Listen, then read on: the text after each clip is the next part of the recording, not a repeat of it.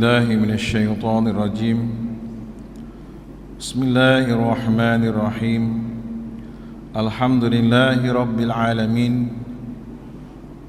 وبه نستعين نحمده ونستعينه ونستهديه ونستغفره ونعوذ بالله من شرور أنفسنا وسيئات أعمالنا من يهده الله فلا مضل له ومن يضلله فلا هادي له أشهد أن لا إله إلا الله وأن محمدا عبده ورسوله اللهم صل وسلم وبارك على محمد وعلى آله وصحبه أجمعين. Yang saya muliakan saudara dan sahabat Tuan Imam kita yang saya muliakan Ustaz Yusof, itu juga Tuan Haji Ramli, Tuan Pengurusi Masjid Al-Ghufran Batu Dua Lama, ahli-ahli jatuhan kuasa Masjid Batu Dua Lama dan juga qaryah sekalian.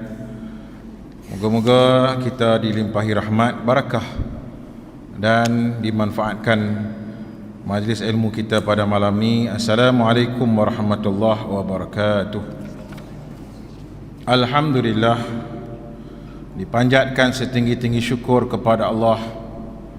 Allah Maha Kuasa, Maha Kaya, sebalik pelancangan dan juga apa juga yang kita lakukan, tapi Allah Maha Kaya untuk menjadikan ia berlaku ataupun tidak, ataupun memperkenankan untuk berlaku, berjaya ataupun sebaliknya. Alhamdulillah, yang kita rancangkan ataupun yang kita cuba isikan kuliah sepanjang nak diikutkan balik ni sekejap saja, tetapi moga-moga kesempatan pulang tu dapatlah kita menghidupkan dan mengimarahkan masjid ini. Dan moga-moga juga dapat kita membaca hadis-hadis tinggalan yang dititipkan oleh baginda Nabi Muhammad sallallahu alaihi wasallam. Malam ni insya-Allah saya sempat tengok juga poster yang diawar-awarkan tentang ceramah khas. Gambar tu gambar muda remaja lagi lah. Gambar waktu 2000 berapa 2008 kot. Kira-kira gitulah 2008. Waktu tu ada tulis kat dalam akhbar Pusat Malaysia. Dan alhamdulillah waktu tu tengah sibuk juga di fakulti pengajian Quran dan Sunnah Universiti Syed Islam Malaysia sebagai tim radekan. Wartawan-wartawan daripada utusan pun mai temu bual, minta pendapat-pendapat, dan alhamdulillah kita bagi sumbang saran kita lah kan, sebagai ahli akademik di Universiti Sains Islam Malaysia. Dan alhamdulillah dapat memberi iaitu pencerahan-pencerahan terhadap temu bual yang dia tanya tentang infak di jalan Allah, tentang apa yang lebih penting di antara buat haji berkali-kali dengan buat umrah berkali-kali dengan infak pada jalan Allah. Yang paling tepat sekali ialah infak pada jalan Allah, itu lebih baik lagi. Itu dipersetujui oleh Yusuf Al-Qaradawi yang menyatakan bahawa memberi infak pada jalan Allah dan memberi kemaslahatan umum itu lebih baik. Keluarlah gambar dalam tulisan. Alhamdulillah, kebetulan malam ni kita buat ceramah khas, keluar lagi kenangan lama saya pernah ditemu bual dalam utusan tu. Alhamdulillah, pada malam ini tuan-tuan yang dirahmati Allah, kita dapat membaca sepotong hadis Nabi Muhammad SAW dan dapat menghidupkan dengan satu, iaitu peringatan dan wasiat yang dititip tinggalkan oleh Nabi SAW. Hadis ini daripada Abu Hurairah radhiyallahu ta'ala anhu عن النبي صلى الله عليه وسلم قال من نفس عن مؤمن كربة من كرب الدنيا نفس الله عنه كربة من كرب يوم القيامة ومن يسر على معسر يسر الله عليه في الدنيا والآخرة ومن ستر مسلما ستره الله في الدنيا والآخرة والله في عون العبد ما كان العبد في عون أخيه ومن سلك طريقا يلتمس فيه علما سهل الله lahu bihi tariqan ilal jannah wa majtama'a qaumun fi baitin min buyutillah yatluna kitaballah wa yatadarasunahu fima bainahum illa nazalat alaihimus sakinah wa ghasyiyatuhumur rahmah wa haffat bihimul malaikah wa dzakarahumullah fi man indah wa man batta'a bihi amaluhu lam yusra' bihi nasabuh au kama qala sallallahu alaihi wasallam. Hadis ini agak panjang juga, tetapi saya cuba pergi kepada 6 perkara untuk kita cuba lihat dan ambil peduli terhadap pesanan Nabi sallallahu alaihi wasallam. Moga-moga amalan yang dipesan oleh Nabi dapat kita amalkan. Itu yang kita hasratkanlah. Datuk Imam beritahu tadi, moga-moga dapat kita pegang ilmu dan sunnah yang ditinggalkan oleh Nabi dan kita cuba amalkan. Ini juga pengamalan sunnah Rasulullah SAW. Yang pertama, Nabi menyebutkan tentang isu melepaskan kesusahan.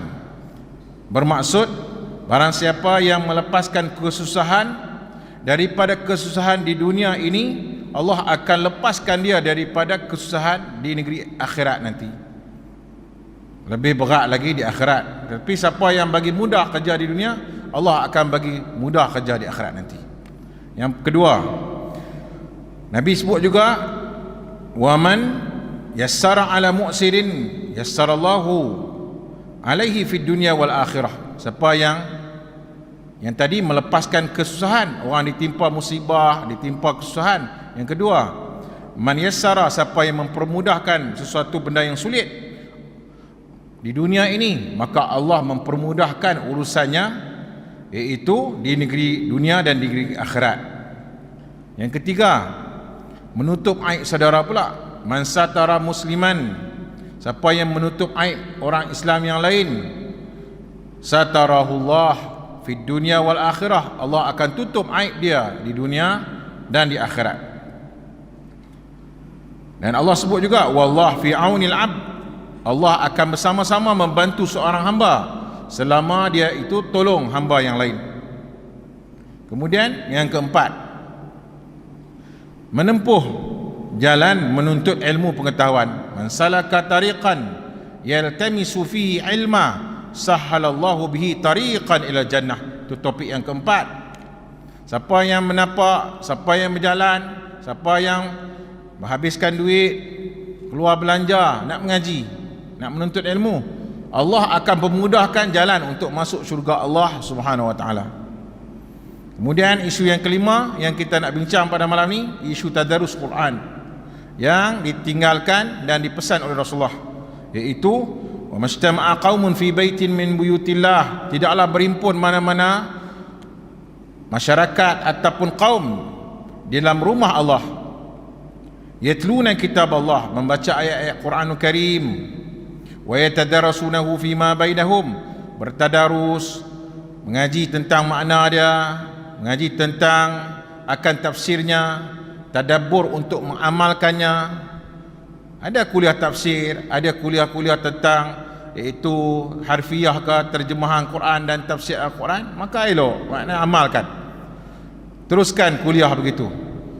Dan Nabi kata, siapa yang buat majlis yang begitu rupa, maka nazarat illa nazar alaihi musakinah, melainkan majlis itu akan turunlah ketenangan dan diliputi dengan kerahmatan dan juga dipayungi oleh sayap para malaikat, dan disebut pula nama mereka di sisi Allah Subhanahu wa taala.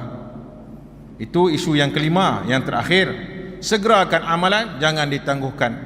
Wa man batta'a bihi amaluhu, sesiapa yang terlambat amalannya, lam yusra' bihi nasabu, tidaklah nasabnya yang baik pun tidak akan dapat membantu untuk segerakan ketinggian dan kemuliaannya, kerana Allah tidak ukur orang itu daripada nasab.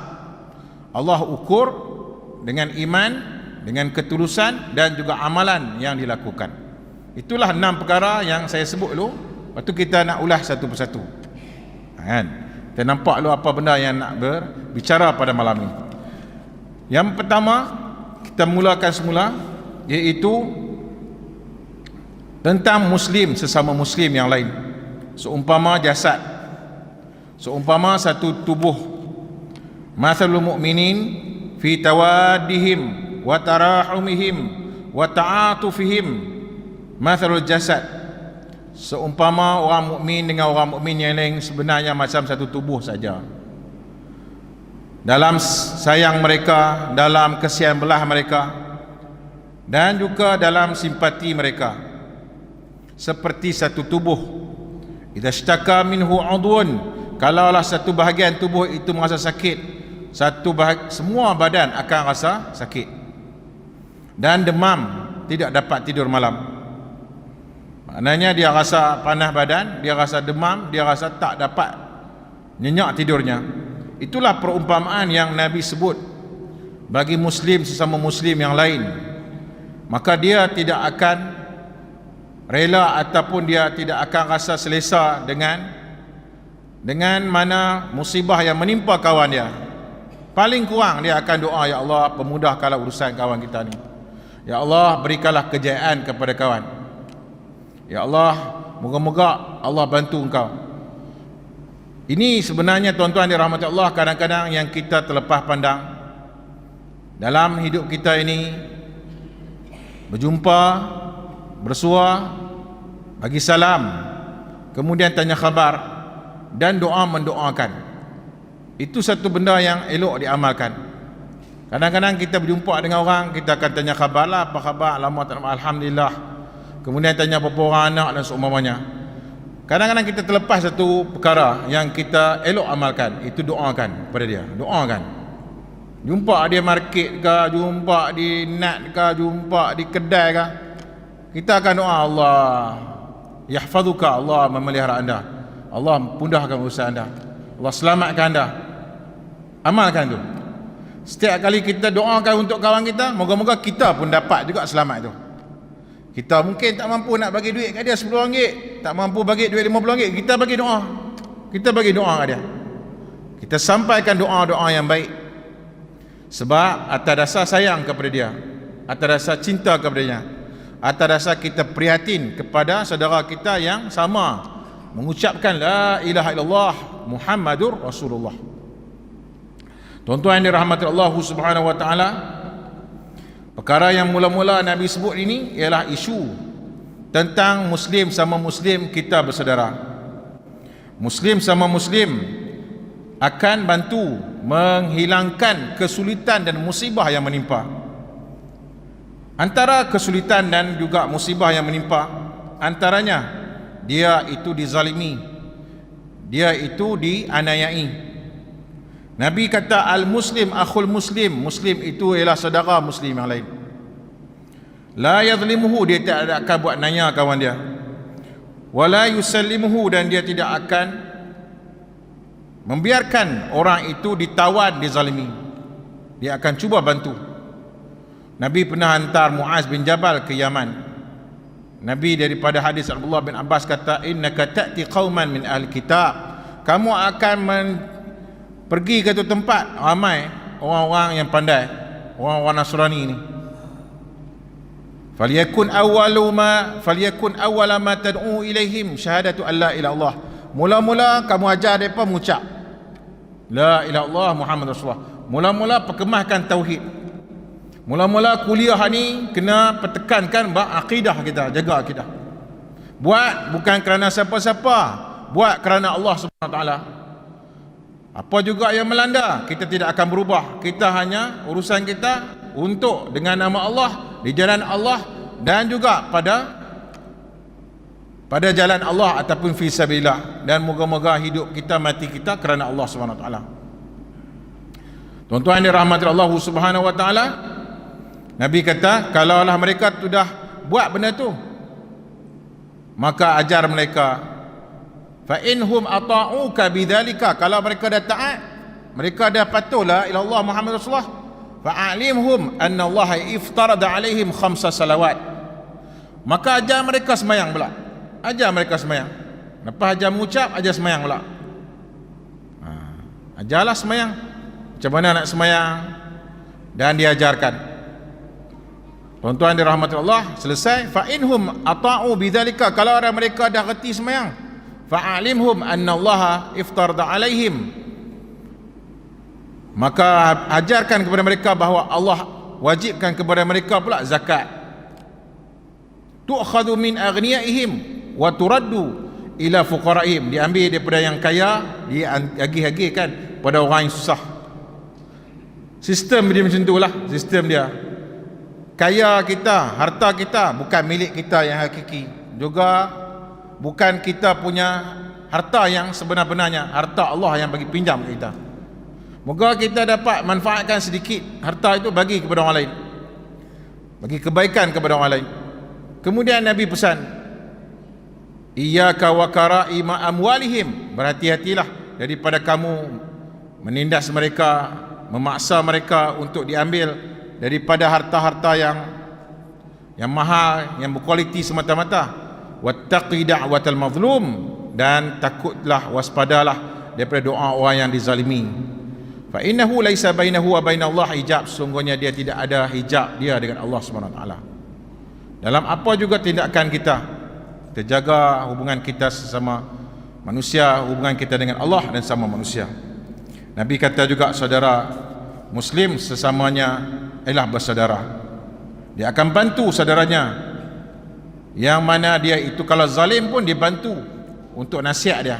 Kalaulah dia dizalimi, juga dilepaskan daripada kepayahannya. Di antara asnaf zakat, tuan-tuan, ialah orang yang dipanggil di dalam tawanan, dipanggil ditawan, hamba, ar-riqab wa fir riqab. Di zaman sekarang ada orang dalam tawanan? Mungkin tidak ada. Saya pernah menghadiri satu seminar perkongsian daripada Majlis Agama Islam Selangor, menyebutkan di antara asnaf yang boleh juga dikiaskan dengan orang-orang yang ditawan, dinaya, kena naya lah, ditawan, yang kita kena bantu mereka, ialah mereka yang telah terjebak dalam kancah, iaitu simpanan ke perempuan-perempuan yang dilacurkan dan seumpamanya. Maka akhirnya dilepaskan mereka ini, keluarkan daripada tempat-tempat maksiat, tempat-tempat iaitu melakukan perbuatan menjual perempuan-perempuan ini, dan akhirnya ditempatkan di tempat yang selamat. Itu juga satu proses bantu mereka, yang dilakukan oleh badan-badan berkuasa, Majlis Agama Islam, Jabatan Agama Islam. Dia akan lepaskan dan bagi daripada duit zakat kepada mereka-mereka ini, supaya bagi terbiah, bagi Al-Quran, ajak, dan moga-moga mereka ini kembali kepada jalan Allah Subhanahu Wa Taala. Itu satu benda yang boleh juga baik ataupun dibantu umat Islam. Di Majlis Agama Islam Negeri Sembilan pernah saya hadir sekali satu simposium. Mereka kata pula ini satu kias terhadap mereka yang dipanggil sebagai orang-orang yang dibelenggu. Pada zaman dahulu ialah dibelenggu dengan ditawan, hamba. Zaman sekarang mungkin juga orang-orang yang mungkin dalam keadaan yang dibelenggu dengan kejahilan mereka, dan akhirnya dapat dibebaskan daripada kezaliman ataupun daripada kejahilan. Lalu mereka akan dapat, iaitu lepas diri daripada kejahilan, dan itu juga satu perkara yang boleh dibantu. Tuan-tuan yang dirahmati Allah Subhanahu wa taala, Nabi menyebutkan, man udhilla indahu mu'minun falam yunsar atau falam yansurhu wa huwa qadirun ala an yansurahu adallahu Allah ala ru'usil khalaiq yaumal qiyamah. Barang siapa yang tidak menolong orang mukmin yang sedang diperhinakan, sedangkan dia mampu untuk menolong dia, membantunya, maka Allah akan menghinanya di khalayak makhluk yang lain di hari kiamat. Tuan-tuan yang dirahmati Allah Subhanahu wa taala, membantu acara-acara majlis-majlis yang dianjurkan di masjid, itulah bantuan yang paling terbaik. Menghidupkan dan mengimarahkan rumah Allah dengan program-program yang dianjurkan oleh Majlis Agama Islam, oleh Jabatan Agama Islam dan seumpamanya, Itu juga merupakan satu perkara yang elok untuk kita libatkan dan bekerjasama dalam program-program tu. Tuan-tuan yang dirahmati Allah Subhanahu wa taala, hadis ini juga memberi pelajaran kepada kita tentang barang siapa yang membantu untuk melepaskan kesulitan daripada kesulitan dunia, maka Allah akan lepaskan dia daripada kesulitan hari akhirat. Kesulitan hari akhirat disebutkan dalam hadis Nabi sallallahu alaihi wasallam, yajma'ullahu al-awwalin wal akhirin fi sa'idin wahid. Allah himpunkan orang-orang yang terdahulu dan orang-orang yang terkemudian di padang yang satu, padang mahsyar. Fayusmi'uhum ad-da'i, maka diseru kepada mereka dan diperlihatkan kepada mereka api neraka yang menjulang, didekatkan kepada kepala mereka, iaitu matahari, dalam keadaan yang tidak ada kepayahan yang menandingi kepayahan berhimpun di padang mahsyar. Kepayahan yang paling dahsyat ialah perhimpunan yang mana Allah himpunkan daripada zaman Adam, zaman Nuh, Nabi Ibrahim, sampailah kepada Nabi Isa, sampai kepada umat Nabi Muhammad sallallahu alaihi wasallam. Himpunkan belaka, dan himpunkan dalam keadaan yang hufatan, tidak berkasut, uratan, tidak berpakaian, ghurla, tidak berkhatan. Aisyah kata, ya Rasulullah, an-nisa war-rijal jami'an, lelaki perempuan sama-samakah dihimpunkan dalam keadaan yang tidak berpakaian? Maka Nabi menjawab, setelah Aisyah kata, mereka tengok antara satu sama lain kah? Maka Nabi pun berkata, ya Aisyah, wahai Aisyah, al-amru asyaddu min an yanzura ba'duhum ila ba'd. Kesusahan, kepayahan berhimpun di padang mahsyar lebih hebat lagi daripada fikirkan hak tak pakaian, yang tak pakai baju, yang tak pakai seluar. Itu benda yang kecil ya. Itu tak jadi masalah dah. Hak masalah dia, apakah lepas sirat nanti, apakah amalannya diperkirakan, dimakbulkan di sisi Allah, apakah Allah redha kepada dia, apakah Nabi Muhammad akan bagi syafaat kepadanya. Dan pakat-pakat jumpa pula kepada Adam alaihissalam. Semualah zaman tu Adam sampailah kepada nabi-nabi yang berikutnya. Maka mereka pun berkata, wahai Nuh, wahai Adam, wahai Nuh, semua jumpalah dengan nabi-nabi ni.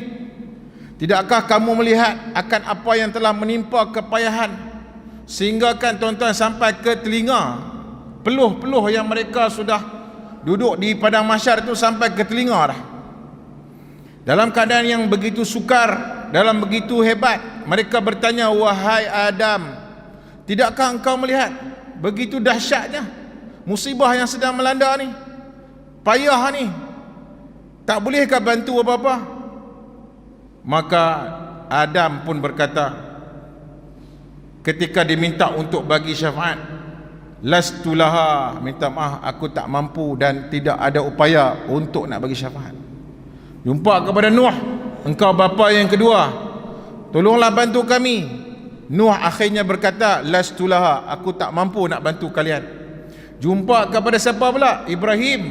Ibrahim pun berkata, aku tak mampu.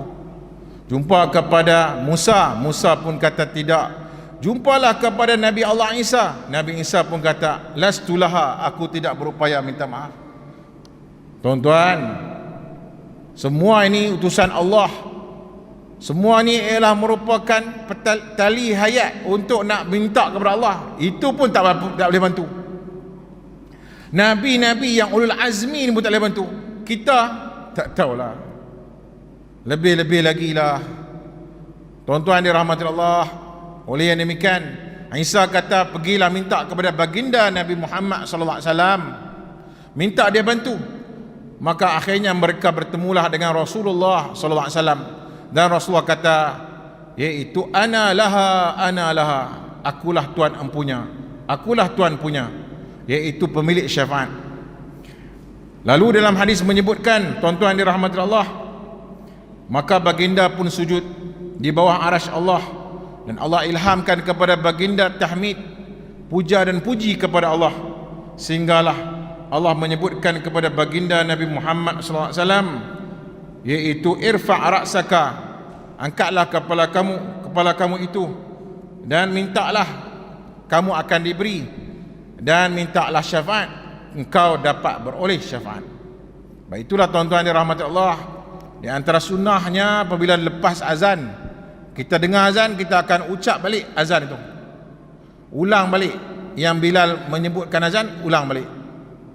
Habis azan kita akan berselawat, sebab Nabi kata barang siapa yang mendengar azan, ulang baliklah seumpama yang dia dengar. Kemudian berselawatlah, nombor 2. Kemudian mintalah wasilah dan syafaat untuk Rasulullah SAW. Moga-moga dapat syafaat. Hari kiamat, kesusahannya amat-amat susah, kepayahannya amat-amat dahsyat. Tuan-tuan dirahmati Allah Subhanahu wa taala, orang yang melepaskan kesusahan orang lain di dunia, Allah akan lepaskan kesusahannya di negeri akhirat yang lebih dahsyat lagi. Sebab itulah tuan-tuan dirahmati Allah, kadang-kadang pasal apa kita ni kadang-kadang mudah orang tolong kita dengan syarat, moga-moga kita ni jenis tolong orang. Tapi pasal apa kadang-kadang bila timpa musibah, susah nak dapat pertolongan. Kadang-kadang bagai jatuh ditimpa tangga pula lebih dahsyat lagi. Takut-takut wallah alam kita ini payah nak tolong orang. Saya pernah sekali tuan-tuan dirahmati Allah cari van untuk disewa nak pergi ke Pantai Timur. Dah bayarlah duit. Kemudian dia kata, naiklah van ni, minyak cukup lah insyaAllah. Saya pun bawa lah van tu untuk nak cari stesen minyak. Dah sewa pun sewa dah kan. Sampai tengah jalan, saya dengan Pak Tis, saya orang Langkawi, tiba-tiba mati. Memang betul-betul lah, minyak dalam van tu cukup-cukup makan je, tak sampai stesen minyak apanya. Mati, jadi kedua sekejap lah di tepi jalan. Alhamdulillah, nak kata dengan izin Allah kan, tak sampai 5 second ada orang mati tu. Dia kata, cik ada masalah apa? Kata minyak habis. Kami pun kata minyak habis nak macam mana? Dia kata tak apa. Cik, saya pergi cari minyak lah ni juga. Orang Arau, jalan Arau tu, jalan saya nak pergi keluar daripada UiTM, jalan UiTM Arau tu, keluar nak pergi ke Arau, nak pergi minyak, saya minyak. Alhamdulillah, saya kata saya tumpang. Kita beli masuk dalam botol, beli petrol, bagi lepas lah satu botol besar tu. Dia pun tolong bawa, saya pun isi, terus patah balik ke van, bubuh balik. Lepas tu saya nak bagilah sikit upah dia, dia tak apa. Lepas tu sempat lagi Pak Tis, saya kata mangkalilah sebab Allah bagi mudah untuk kita dapat pertolongan, dengan sebab kita rajin tolong orang lah. Mau kalau kita pun jadi penjagaan tolong orang pun segan nak tolong kita. Dia bagi buah tu ya. Cara-cara dia cakap tu macam cara yang mudah faham, macam orang kata kan. Bukanlah kata-kata hikmat apa, dia kata. Yang pentingnya kita ni kalau kita tolong orang yang selalu, insya-Allah Allah mudah tolong kita. Itu kata-kata dia. Dan saya ingat betul lah, mati van tu tak sampai 3, 4, 5 second pun ada orang mati terus. Tak payah nak tunggu tepi jalan, minta tolong. Pesan Nabi cakap apa? Itu barang siapa yang tolong, Allah akan tolong dia. Tapi kalau jenis tak tolong, Allah, dia jadi payah nak dapat tolong. Barang siapa yang mudah bagi sedekah, nafkah, jalan Allah, Allah memudahkan. Allah memudahkan urusan hidup dia. Saya pernah sekali waktu nak sembahyang maghrib, ini ingat saya mengaji di Madinah lah. Waktu tu umur saya kurang lebih 19 tahun umur saya. Jadi saya pergi Madinah tu umur saya 18 tahun. Umur 19 tahun saya masuk Sanawi. Malam tu nak periksa akhir tahun, duk pegang dah nota, malam ni nak kena baca, banyak nak kena baca ni. Tapi pening kepala, baca hafal kan, hafal. Cara mengaji di Arab Saudi ni kena banyak hafal. Jadi saya ringankan lepas sampai dengan Universiti Islam Madinah, saya pun lalu tepi masjid dan ringankan kepala saya ziarah tepi-tepi itu ada buat pameran tentang umat Islam di Palestin. Saya pun ambil duit 10 rial masukkan dalam tabung membantu umat Islam di Palestin. Gambar dia, video dia, saya pun tolong. Apa yang boleh saya fikir-fikir, yang boleh saya tolong 10 rial je lah. Tu yang ada sikit pun bagilah. Budak lagi mengaji lagi tidak ada dah duit banyak kan. Lepas tu menunggu masuk maghrib, saya pun sembahyang maghrib di Masjid Nabawi. Lepas sembahyang, saya pun sandak kat pintu, kat tiang tu. Tiang besar-besar kan. Mulalah baca Bismillahirrahmanirrahim. Esok ada hujan ni, dah baca, hafal lah. Sambil hafal tu sambil duduk bergerak-gerak sikit lah bagi mudah hafal kan. Tengok orang satu tiang lagi dia bagi salam, Assalamualaikum. Saya pun cari mana dia ni. Orang sebelah bagi salam. Oh, saya kata Waalaikumsalam. Saya pun tak nak layan sebab nak mengaji malam ni. Malam periksa, esok nak periksa. Saya baca balik. Baca nota. Cik daripada mana? Saya kata Malaysia. Saya baca balik. Kita tak nak layan sangat, bagi dia pun faham-faham lah. Saya buat ni nak mengaji. Kata Malaysia daripada mana? Saya pun kata Malaysia Perlis. Lepas tu dia sesat balik. Saya apa orang Perlis juga? Sudah. Kata sudah. Dia kata saya apa orang Perlis juga? Allah. Kata jumpa orang kampung. Lain kali saya pun kata tak apalah. Saya pergi dekat dengan dia. Selamat marilah ke tanah suci Madinah. Duyufur Rahman, musim haji. Bagus, moga-moga Allah makbulkan amal ibadat. Lepas tu saya ingat kot nak lari tajuk lah kan, nak balik ke tempat. Dia pun tanya khabar kita, orang mana kita berbatu dua lama apa semua. Lama-lama sembang. Habis maghrib. Siapa macam duduk berkuliah dengan dia pula. Habis waktu maghrib. Lepas habis maghrib masuk isyak. Lepas masuk isyak dia pun kata mainlah ke hotel. Kata dia kerja malam ni. Saya esok ada periksa di Sanawi yang tingkat yang terakhir sekali. Jadi saya kata minta maaf lah tuan, saya ni nak balik dulu lah. Sebab nak naik bas dia mari lepas isyak dia terus ambil kita hantar ke asrama. Jadi minta maaf banyak-banyak, malam ni tak boleh pergi hotel, nak pergi makan ke apa kah, saya nak kena balik dulu. Lepas tu kawan dia pun kata tak apalah, esok kalau ada masa jumpa pula. Lepas tu bila saya nak minta izin balik tu, dia pun terus nak keluar, nak bagi satu lah. Nah, saya nak bagi kat pelajar Malaysia ni, terutama orang Perlis ni, nak bagi duit sikit sumbangan. Kita tak apalah, saya ada beasiswa ada Arab Saudi bagi. Tak, saya nak bagi. Kawan dia bagi tahu kata, ambil ini token lori Perlis ni. Oh, saya pun kata yalah, Allah yarham. Nama apa? Pak Haji Hamzah. Rahimahullah. Kumbang Gajah dia, rahimahullah dia. Tu kenangan saya. Saya ingat lagi tuan-tuan, dia punya peristiwa itu baru sejam yang lalu saya masuk kat duit bantu untuk umat Islam Palestin. Niat saya nak bantu umat Islam Palestin. Lebih kurang sejam lepas tu Allah bantu bagi 100 pula duit. Ganti balik. Kerja jalan Allah ni, kerja macam tu.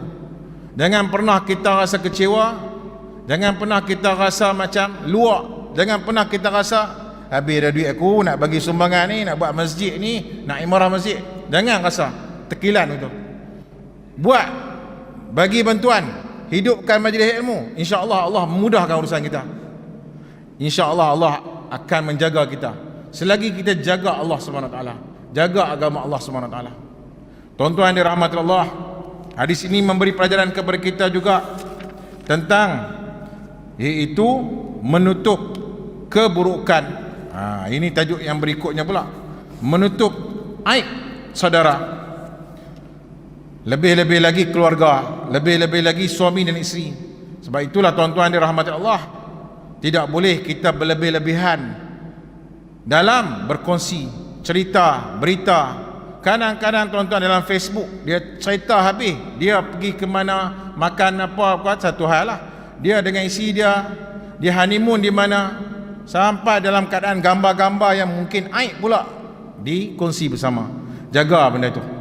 Nabi pernah berkata, kullu ummati mu'afa, setiap umatku diampunkan dosanya. Diampunkan dosanya selagi mana dia tidak serlahkan dan dia tidak tayangkan benda yang dia jahat dia buat. Tetapi kalaulah dia duk share, dia duk dakwah, dia duk ajak orang buat benda yang tak elok, yang tu habis. Illa al-mujahirin, kecuali orang yang siarkan kejahatan dia. Kalaulah dia tertutup benda itu, moga-moga Allah ampunkan dosa dia, bertaubatlah dengan Allah SWT. Tak payah kita duk selongkak rumah dia cari dia punya silap apa, tak payah. Tapi tuan-tuan, yang masalahnya dia buat jahat, dia duk siarkan kejahatan dia. Yang tu Nabi kata, setiap umatku diampun dosa kecuali orang yang buka aib dia sendiri. Hidup kita ni tuan-tuan, jagalah aib kita. Janganlah kita yang mungkin zaman dulu kala kita pernah buat dosa, yang mana kita telah melakukan dosa, tidak perlulah duk cerita saya ni dulu kala ni hero, segala tempat saya dah pergi belaka, segala hak jahat-jahat ni saya dah buat belaka. Tak payahlah. Tubtu ila Allah, aku bertaubat kepada Allah, aku minta ya Allah engkau ampunkanlah dosa-dosa. Itu cara yang terbaik, itu cara yang paling afdal untuk dilakukan. Bukanlah duk siarkan aib, terutama sekali aib diri sendiri. Dan yang kedua, lebih-lebih aib, lebih-lebih lagi diri dia sendiri kena jagalah. Dan juga diseru dan diajar dalam hadis ni, aib kawan dia jangan duk kongsi, jangan duk cerita. Aib isteri dia, suami dia. Sebab itulah Nabi kata yang paling teruk juga ialah orang yang menceritakan tentang hal dia dengan suami isteri dia tu kepada orang lain. Tak payah ceritalah. Benda tu bukan elok. Pergi kongsi pula, baru-baru kahwin pergi kongsi pula macam mana kahwin, macam mana begitu. Tak boleh. Tuan-tuan dirahmati Allah, barang siapa yang menutup aib saudaranya, maka Allah akan tutup aib, iaitu dirinya pada hari kiamat. Barang siapa yang suka mencari-cari aib kawannya, Allah akan buka pekung dia pula, hatta yafdahahu biha fi baiti, sehingga kan yang tersembunyi di rumah pun Allah akan buka balik. Na'udzubillah min dzalik. Baik itu tuan-tuan dirahmati Allah, hidup kita jangan suka cari salah, jangan suka cari aib orang. Hidup kita berlapang dada, hidup kita hendaklah juga moga-moga kita ni dalam keadaan yang bersangka dengan sangkaan yang baik sesama kita, berjumpa dengan lapang dada, dengan hati yang terbuka, dan bersalaman antara kita bersama dengan kawan kita. Allah moga-moga jalinkan hubungan silaturahim dan juga dapat hapuskan dosa kita dengan saudara kita. Tuan-tuan dirahmati Allah Subhanahu wa taala, menutup aib merupakan satu perkara yang dipesan oleh baginda Nabi Muhammad SAW. Ada peristiwa yang berlaku, seorang rawi pergi ke Mesir, kan? Dia mengaji satu hadis ni, dia pergi Mesir, daripada Madinah dia berjalan. Dia tahu ada sahabat Nabi di Mesir, bahawa sahabat Nabi ini menghafal hadis man satara mu'minan satarahullah yaumal qiyamah. Daripada Madinah dia pergi ke Mesir mengaji. Sampai di Mesir, dia terus berjumpa dengan sahabat Nabi ini dan dia dapatkan riwayat hadis tu. Lepas dia dapat riwayat tu, dia terus kata, saya nak balik dah, Madinah balik. Semata-mata nak dapat satu hadis saja. Mau kalau kita tengok piramid dulu, mau kalau kita pergi berjalan-jalan makan angin dulu lah. Tetapi inilah betapa berjuang menuntut ilmu. Semata-mata nak dapat riwayat satu hadis, sanggup pergi ke Mesir dan mendengar man satara musliman satarahullah yaumal qiyamah. Sesiapa yang menutup aib saudaranya yang muslim, Allah akan tutup aibnya di negeri akhirat. Dia berkata, saya nak balik. Itu usaha para perawi-perawi hadis, mengaji sungguh-sungguh, mengaji untuk dapatkan iaitu warisan yang ditinggalkan oleh baginda Nabi junjungan, untuk disebarkan dan dikongsikan dengan umat yang terkemudian, generasi yang mendatang. Tuan-tuan yang dirahmati Allah Subhanahu wa taala, hadis yang kita sebut juga pada malam ni iaitu berkenaan dengan peristiwa ataupun yang disebut sebagai jalan jalan menuntut ilmu. Man salaka tariqan yaltamisu fihi ilma sahhalallahu lahu bihi tariqan ila jannah. Barang siapa yang menempuh jalan untuk dia mencari ilmu pengetahuan, Allah bakal mempermudahkan jalan ke syurga Allah Subhanahu wa taala. Itu merupakan satu pesanan baginda Nabi junjungan untuk kita jangan pernah iaitu merasa sedih, merasa lemah untuk menuntut ilmu. Mengajilah dan tuntutlah ilmu untuk kerana Allah Subhanahu wa taala dan bukan kerana yang lain. Tuan-tuan yang dirahmati Allah Subhanahu wa taala, kita teruskan kuliah. Tuan-tuan yang dirahmati Allah Subhanahu wa taala, hadis yang menyebutkan tentang ilmu dan para ulama warasatul anbiya, dan dalam ayat Quran pun menyebutkan wa qur rabbi zidni ilma. Katakanlah dengan satu doa, rabbi zidni ilma, ya Allah tambahkanlah aku ilmu. Man yuridillahu bihi khairan yufaqihu fid din. Barang siapa yang Allah nak bagi dia baik, Allah akan tambahkan ilmu.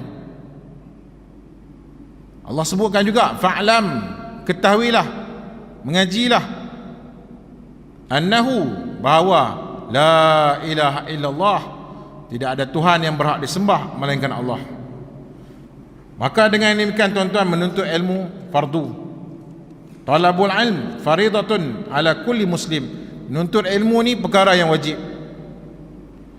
Perkara yang paling utama dalam hidup kita ialah menuntut ilmu. Dengan sebab itulah tuan-tuan dirahmati Allah, bila nak menuntut ilmu, yang paling utama sekali, tetapkan juga niat dulu kita. Mengaji untuk apa? Moga-moga mengaji itu tuan-tuan dirahmati Allah, bila kita buat kerana Allah SWT, dia akan lebih melekat lagi.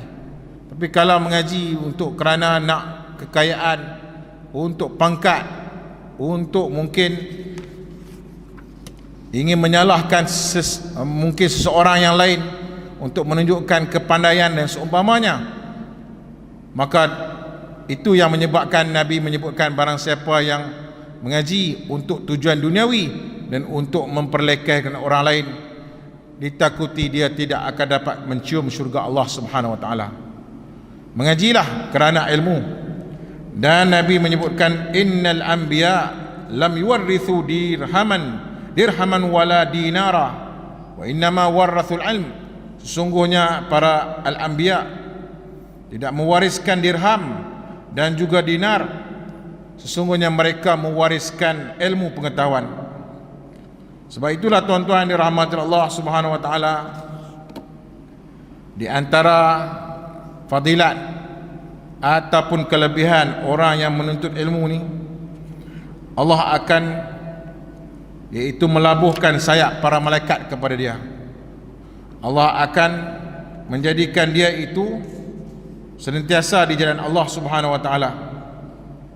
Dengan sebab itulah tuan-tuan dirahmati Allah, orang yang mengaji ini, moga-moga tuan-tuan dirahmati Allah, dia akan mendapat pahala yang Nabi sebutkan, iaitu di antaranya dia akan dihimpunkan dengan para al-anbiya wal mursalin. Walaupun dia dapat hafal berapa hadis-hadis, mungkin 40 hadis Rasulullah, moga-moga dihimpunkan bersama dengan para al-anbiya wal mursalin. Inna mathal ulama fil ard kamathal nujum fis sama. Para ulama di dunia ini seperti bintang di langit, yuhtada biha fi dhulumatil barri wal bahr, menjadi panduanlah ketika kegelapan di darat dan kegelapan di lautan. Fa idza intamasat an-nujum aw syaka an tadilla al-hudat, apabila hilangnya kelipan dan sinar bintang di langit, maka akhirnya tiadalah lagi pedoman, tiadalah lagi untuk dijadikan panduan. Maka Nabi mengumpamakan, ikutlah panduan al-ulama, ikutlah iaitu panduan yang dititipkan dalam Al-Quran dan sunnah baginda Nabi Muhammad sallallahu alaihi wasallam. Kalau tidak, mungkin kita ini terpedaya dengan macam-macam ajaran, dengan pemikiran.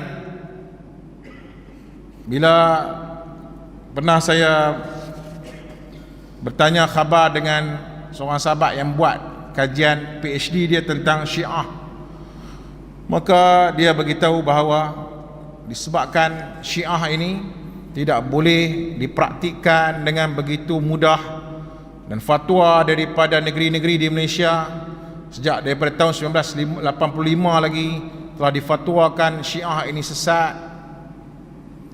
Maka akhirnya pertubuhan Syiah di peringkat dunia ini setelah daripada revolusi Iran lebih kurang 1979 gitu kan, menjatuhkan iaitu Shah Iran, dan Ayatullah Khamenei tiba-tiba naik sebagai pengganti dalam reformasi ataupun revolusi itu. Dan akhirnya tuan-tuan dirahmati Allah Subhanahu wa taala, membawa kepada satu takhtid ataupun membawa kepada satu strategi untuk menyebar luaskan pemikiran Syiah ini. Kalau kita tak mengaji, mungkin kita pun terpedaya dan kita terikut. Ini pentingnya mengaji. Ini pentingnya untuk kita sama-sama menjaga akidah dan menjaga pemikiran. Rupa-rupanya dalam satu sasaran mereka yang disebut sebagai Al-Khuttah Al-Khamsiniyah, strategi 50 sasaran yang ingin disasarkan ialah menyebarkan fahaman Syiah di peringkat dunia. Dengan ada ditubuhkan Husainiyat, Hauzah tidak berjaya mampu dibuat di Malaysia, maka dia akan buat di Thailand, dibuat di Bangkok, di Patalong, Satun, di banyak-banyak lokasi, dan dihidupkan acara-acara di sana. Dan dia di bawah duta Iran di Thailand dan di bawah ketua Syiah di sana. Ada orang-orang Malaysia, dia terikut dan terpedaya. Dia pergi ke Patalong, dia pergi ke Satun, dan dia ikut ajaran-ajaran ni. Kita bagi pesanan bahawa ajaran Syiah keluar daripada Ahlussunnah wal Jamaah. Ajaran Syiah kalau kita tidak mengaji, maka dia akan mengutuk para sahabat. Kadang-kadang kita kata ni orang Islam, tak apa. Tak, tidak sama sekali. Mereka, tuan-tuan yang dirahmati Allah, bukan mengucap 2 kalimah syahadah, bukan sekadar mengucap 2 kalimah syahadah, bahkan dalam syahadah mereka tambah pula Ali wali Allah, tambah pula laknat kepada para sahabah, tambah pula laknat kepada isteri-isteri Nabi Muhammad SAW. Dan ini merupakan satu benda yang batil. Kebatilan harus ditentang, kesesatan harus kita basmi, ilmu harus kita jaga. Ini yang Nabi kata, barang siapa yang jaga jalan menuntut ilmu, Allah akan tunjukkan jalan ke syurga Allah. Orang yang tidak mengaji, ditakuti dia akan masuk ke jurang kesesatan dan ke neraka Allah Subhanahu wa taala. Tuan-tuan yang dirahmati Allah Subhanahu wa taala, hadis ini juga memberi pelajaran kepada kita tentang yang terakhir, sebelum terakhirlah, iaitu fadilah wa majtama'a qaumun fi baitin min buyutillah yatluna kitab Allah. Tidaklah berhimpun mana-mana jemaah di rumah Allah, baca Al-Quran, bertadarus sesama mereka, illa nazalan alaihimus sakinah, melainkan turun ketenangan. Kat baca Quran, menghidupkan zikir, dan zikir yang paling terbaik ialah baca Quran dan bertadarus. Dan ada guru yang mengajar pula, kan, menyampaikan makna-makna ayat-ayat Quran. Itu yang terbaik. Maknanya menyampaikan makna-makna, tafsirnya, tafsir surah tertentu, dan membaca ayat-ayat yang pelbagai pada malam yang pelbagai, dan jangan ditentukan pada malam tu aja baca surah yang tertentu itu. Amalkan. Tadarus surah Al-Mulk, tadarus bacalah suratul Kahfi. Jabatan Agama Islam Sarawak di mutaakhir ini, tuan-tuan, sebagai satu perkongsian, digesa sebelum majlis apa-apa baca 10 ayat suratul Kahfi. Sebab itu juga pesanan Nabi, tuan. Pesanan Nabi. Nabi berkata, man hafidha 10 ayat min suratul Kahfi usima min fitnatid dajjal. Siapa yang menghafal 10 ayat daripada suratul Kahfi terpelihara daripada dajjal. Dan Nabi juga menyebutkan, man qara'a 10 ayat min akhir surat Al-Kahfi, mana siapa yang membaca 10 ayat terakhir daripada surat Al-Kahfi, kalaupun keluar Dajjal tidak akan memudaratkannya. Itu 10 ayat yang terakhir. Siapa yang boleh menghafal 10 ayat yang pertama dipelihara daripada Dajjal. Amalkan, baca suratul Kahfi 10 ayat yang pertama. Amalkan juga tuan-tuan dirahmati Allah, baca suratul Mulk sebelum tidur malam, baca surah Al-Waqiah dan seumpamanya. Nabi menyebutkan Al-Kafirun, suratul Kafirun merupakan surah yang merupakan bara'atun minasyirk, pembebasan daripada syirik. Surah Al-Waqiah, surah yang membawa moga-moga kemurahan rezeki, fadilahnya. Surah Al-Mulk, moga-moga munjiat, iaitu membebaskan daripada azab kubur. Amalkan dan hidupkan di rumah kita, terutama sekali yang Nabi pernah berkata, la taj'alu buyutakum qubura, janganlah kamu jadikan rumah kamu macam kubur sehingga tak baca Al-Quran. Wa inna syaitan yanfiru minal bait, sesungguhnya syaitan akan lari daripada rumah yang mana dibacakan surat Al-Baqarah. Dan yang terakhir ialah Nabi berkata dan Nabi berpesan tentang barang siapa yang menangguh-nangguhkan amalan, maka tidak akan ada pun keturunan ataupun darjat yang dapat membantunya lagi. Sebab mungkin dia kata, saya keturunan orang baik, saya anak orang yang baik-baik, kemungkinan saya akan jadi yang baik dengan mudah lah. Tak, masing-masing kita kena jaga diri kita. Biarpun dia anak ulama, biarpun dia anak ustaz, biarpun dia itu merupakan bapanya orang yang hebat, dia sendiri hendaklah jaga. Kita tak boleh nak bantu anak kita, kita tak boleh bantu bapa kita, melainkan diri kita kena yang paling utama sekali. Nabi pernah berkata, ya ma'syara Quraisy, wahai sekalian Quraisy, ishtaru anfusakum, selamatkanlah diri kalian daripada api neraka. Dalam hadis yang lain, inqidhu anfusakum minan nar, bebaskanlah diri kalian daripada neraka. Ya Abbas, wahai pamanku Abbas, bebaskan dirimu daripada neraka. Wahai Safiyah, bantulah diri kamu bebaskan daripada neraka. Wahai Fatimah, anak putriku yang tersayang, bebaskan dirimu daripada neraka. Itu pertemuan yang paling pertama Nabi naik Bukit Safa, berjumpa dengan keluarga. Kita ni kalau family day ni cerita buat makan, seronok lah, buat game kan. Tapi Nabi Muhammad berjumpa dengan keluarga, dan yang pertama sekali, aku ingin kabarkan, akulah pemberi amaran tentang hari kiamat dan hari kebangkitan. Wahai sekalian keluargaku, jaga diri masing-masing, bebas daripada neraka. Allah Akbar. Kemudian Nabi pun berkata bahawa sesungguhnya aku tidak dapat membantu kalian, la ughni anka minallahi syai'ah, aku tidak dapat membantu daripada siapa-siapa pun di kalangan kamu dengan kedudukan aku ini, tak dapat membantu. Dengan sebab itulah tuan-tuan dirahmati Allah, hendaklah kita mempersegerakan amalan kita. Wasari'u ila maghfiratin min rabbikum, dan bersegeralah ke ampunan kepada Allah, mendapat keampunan daripada Allah. Dan disebutkan juga fastabiqul khairat, kejarlah, berlumba-lumbalah ambil kebaikan. Dan Nabi pernah berkata, setelah Nabi kata akan datanglah satu ketika fitnah di akhir zaman, sehingga akan tuan-tuan dirahmati Allah, berbunuh-bunuhan akan berlaku di Syria, sehinggalah juga akan berlakulah dalam keadaan masyarakat yang mana ketika itu tuan-tuan dirahmati Allah sudah pun dalam keadaan yang berperang sama mereka. Keluarlah Dajjal, Ya'juj wa Ma'juj, dan keluar binatang yang berkata-kata. Keluarlah matahari daripada belah barat dan terbit daripada situ. Lalu Nabi berkata apa? Badiru bil amali salihah, bersegeralah, berlumba-lumbalah buat benda yang salih ini. Rupa-rupanya dalam menghadapi akhir zaman, tak ada benda lain. Sekarang kita dengar tsunami, gempa bumi, berlaku berbagai-bagai. Cara solusi yang terbaik macam mana? Bersegeralah buat amalan yang baik. Bersegeralah buat amalan yang saleh. Moga-moga kita terbebas daripada ditimpa dengan iaitu malapetaka, murka daripada Allah Subhanahu Wa Taala. Itulah perkongsian yang dapat kita sebutkan pada malam ini.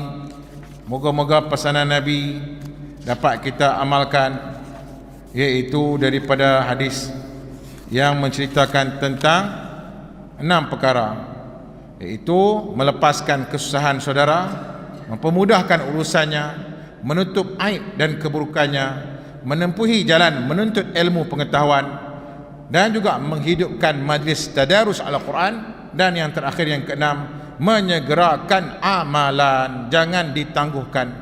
Nabi kata kepada Abdullah bin Umar, pegang bahu dia, Nabi kata, kun fid dunya ka'annaka gharib, jadilah engkau di dunia seumpama pengembara aja. Jangan duk sungguh-sungguh sangat, jangan duk hebat sangat macam nak duk selama-lama di dunia ini. Au abiru sabil, ataupun seumpama engkau lintas aja di dunia ini. Kemudian Abdullah bin Umar kata, wa idza asbahta, kalau kamu berpagi, fala tantadhiril masa, jangan kata nanti petanglah aku buat. Wa idza amsayta, kalau kamu berpetang, jangan kata nanti pagi besoklah. Khudh min sihatika limaradika, ambillah peluang sihat walafiat sebelum sakit. Wa khudh min hayatika, ambillah peluang hidup sebelum mati. Itulah pesanan untuk diri saya sendiri dan juga sekalian kita. Semoga kita berpesan-pesan dengan kebaikan, dan semoga tuan-tuan Allah jaga dan Allah pelihara kita lah, baik terutama sekali diri kita, keluarga kita, kaum ahli qaryah dan masyarakat kita hendaknya. Itulah yang dipesan oleh Nabi yang kita kongsikan dalam majlis ilmu yang khas pada malam ini. Moga-moga tuan-tuan dirahmati Allah, kita dapat mempraktikkan titipan dan tinggalan yang diwariskan oleh baginda Rasulullah dalam sunnah dan dalam hadis Nabi yang dipetik hadisnya pada malam ini. Aqulu qawli hadza wa astaghfirullahal azim li wa lakum wa billahi taufiq wal hidayah. Assalamualaikum warahmatullahi wabarakatuh.